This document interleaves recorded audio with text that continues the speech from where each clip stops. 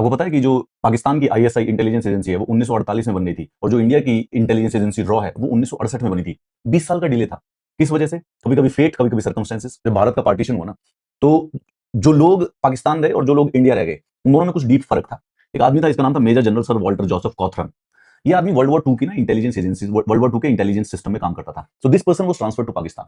तो जब 1948 में पाकिस्तान को कश्मीर वाली वॉर में जब हार मिली ना, तो इस आदमी ने वहां पे उस पूरे के पूरे सिस्टम को वहां पर ब्रिटिश जॉइंट इंटेलिजेंस ब्यूरो के रेप्लिकेशन में आईएसआई को क्रिएट करवा दिया। तो सिर्फ और सिर्फ क्योंकि पाकिस्तान की मिलिट्री की हार हो गई थी 1948 में, तो इन्होंने मिलिट्री इंटेलिजेंस के अंदर पॉलिटिकल और इकोनॉमिक इंटेलिजेंस को उसके अंदर ही रिमिट करवा दिया।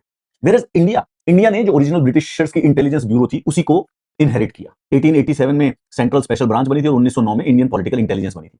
ये जो दो ऑर्गेनाइजेशन थी, ये उस समय इंडिया की आजादी के बाद का इंटेलिजेंस का स्ट्रक्चर था। और इन दोनों का बिफोर इंडिपेंडेंस इनका मैंडेट था कि रशियन ट्रूप्स को मॉनिटर करना था और प्राइमरली इंडियन नेशनल एजिटेटर्स को सप्रेस करना था। यानी मिनिस्ट्री ऑफ होम अफेयर्स के अंदर ये दोनों की दोनों आती थी, और ये दोनों के दोनों डोमेस्टिक और फॉरेन इंटेल का काम करती थी। तो अगर हम देखें तो पाकिस्तान ने 1948 में आईएसआई को इसलिए एस्टैब्लिश करवा लिया था, क्यों? क्योंकि उनकी टारगेट आउटवर्ड फेसिंग है ना, पाकिस्तान के बाहर की बात, पाकिस्तान के जो एडवर्सरी हैं, जो कि वो इंडिया को मानते थे, उनके अगेंस्ट थी। वेयर इंडिया में जो इंटेलिजेंस ब्यूरो इनहेरिट किया 1947 में, वो इंडियन पॉलिटिकल इंटेलिजेंस यानी कि पुलिस और सर्वेलेंस का काम करती थी। और क्योंकि इन दोनों स्ट्रक्चर्स के डीएनए में फर्क था, तो यहां पे ये आईएसआई 1948 में बना लेते हैं, लेकिन इंडिया उस समय एक एक्सटर्नल रॉ जैसी कोई एजेंसीज को कंटेम्पलेट नहीं करता है। उसका हमें दो बार नुकसान हुआ। 1962 में चाइना वॉर में लैंग्वेज फेलियर, हमारी इंटेलिजेंस एजेंसी में पूरे के पूरे देश में 7 लोग थे जो चाइनीज बोल सकते थे। उसके बाद डिप्लोमेटिक कंटेमिनेशन, सीआईए और जो यूके की MI6 है, इंडिया से इंटेलिजेंस शेयर करने के लिए रोक लगा दी थी। क्यों? क्योंकि उनको लगता था कि जो डिफेंस मिनिस्टर है वो एक यूएसएसआर सोवियत एजेंट है।